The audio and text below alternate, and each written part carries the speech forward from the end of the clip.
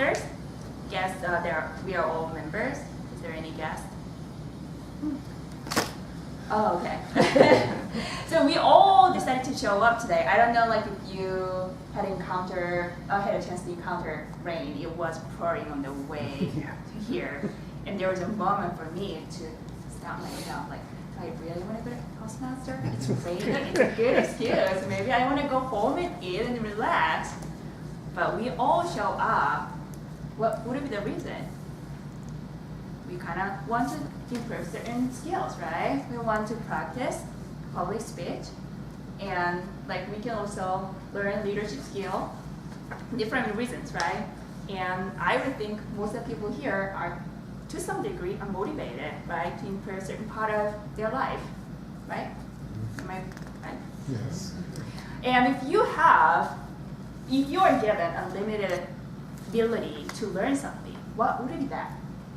Is there anything that like you want to learn, but you kind of like, limit yourself, like you're questioning about yourself ability?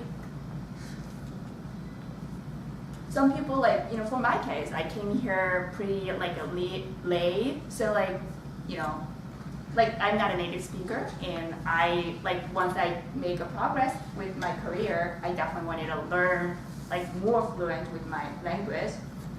And there's other, like, I started learning new instruments, and I definitely want to improve the skill. So probably everybody has something to improve, right? And I don't know if you guys have watched the show, the World Memory Championship, like where people show up and competing each other. They just memorize like a series of numbers and words for the extended period of time. Like hours and hours. Like if you happen to watch this show, like what would be your reaction? Like my reaction would be, oh, those people are just genius. They're just born that way, right? That's like a very like natural reaction, because like, oh, like I never tried like attempt to test myself. There's a woman named Barbara Aerosmith. Have you heard about her name before? So she was born in 1951 in Canada, and she was born with a major brain defect. Asymmetry would be the best word to describe her when she was at school. She showed indication of brilliance, like she has a visual and auditory memory, so like once she listened certain things, she memorized it. She could like memorize the whole textbook, but the fact that she is a symmetry, her brain is a symmetry, meaning that her brilliance is coexisting with some sort of like a retardation. So she was having hard time. She had the learning disabilities at school. For example, like her brain devoted to the language skill was not functioning well. So she was having hard time pronouncing words. And also, she lacked the spatial reasoning that is necessary for forming the mental map of where things are. So she can see you guys, but she cannot see where you are sitting. Like you on the right, you on the left, or you in the back. She cannot tell. She can just see you guys, but like she cannot tell where things are. So like she kept losing her stuff, and she cannot tell right and left. But out of many learning disabilities, her debilitating problem was part of her brain that helps to understand the relationship between symbols wasn't functioning normal.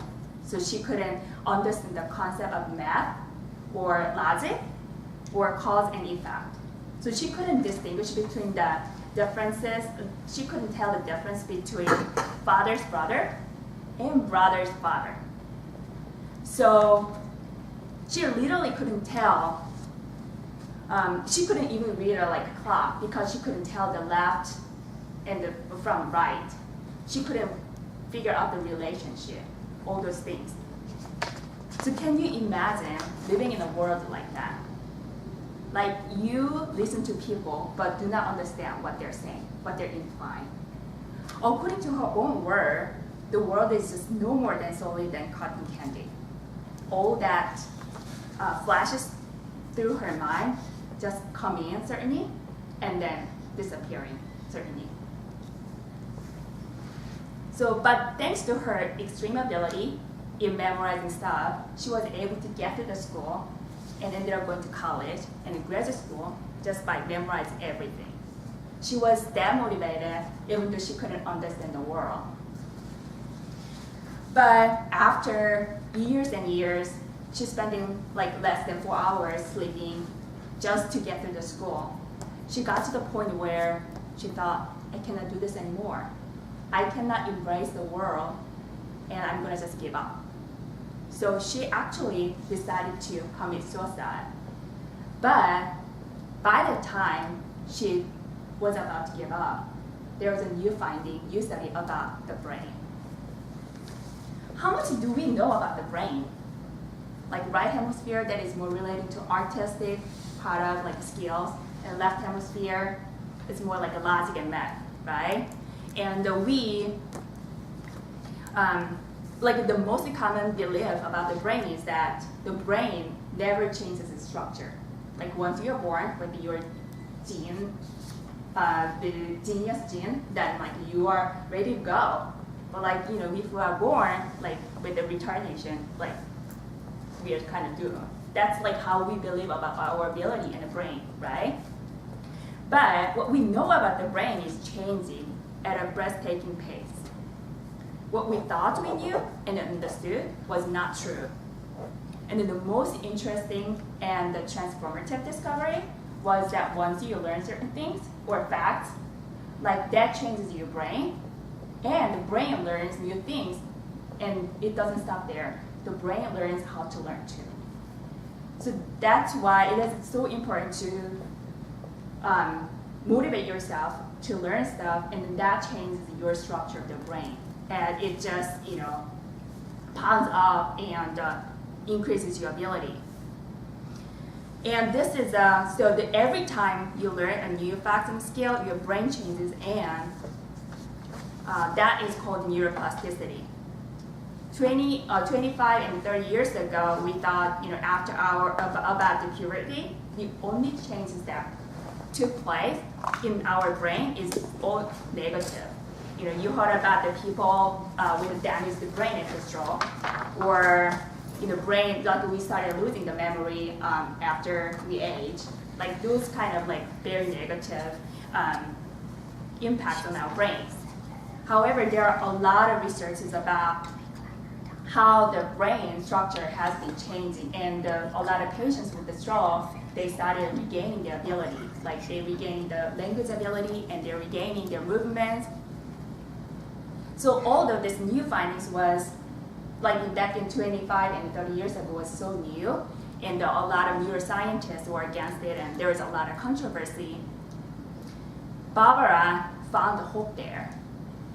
She wanted to put herself, and she just spent time and time training herself, trying to understand the relationship of all symbols, and train herself to read the clock. And she developed and designed the skills to train herself. And then she started seeing improvement in herself. And then she ended up establishing a school called Aerosmith School that is dedicated to help students struggling with learning disabilities. It is an actual school in Canada, Ontario. So my message today, if she started embracing the world and understand like the world as it is, in spite of all her disabilities, why we are hesitating, what stops us from developing our skill. You are all motivated to show up here. So now it's your question to yourself, what you're going to do with your brain and all the abilities you have.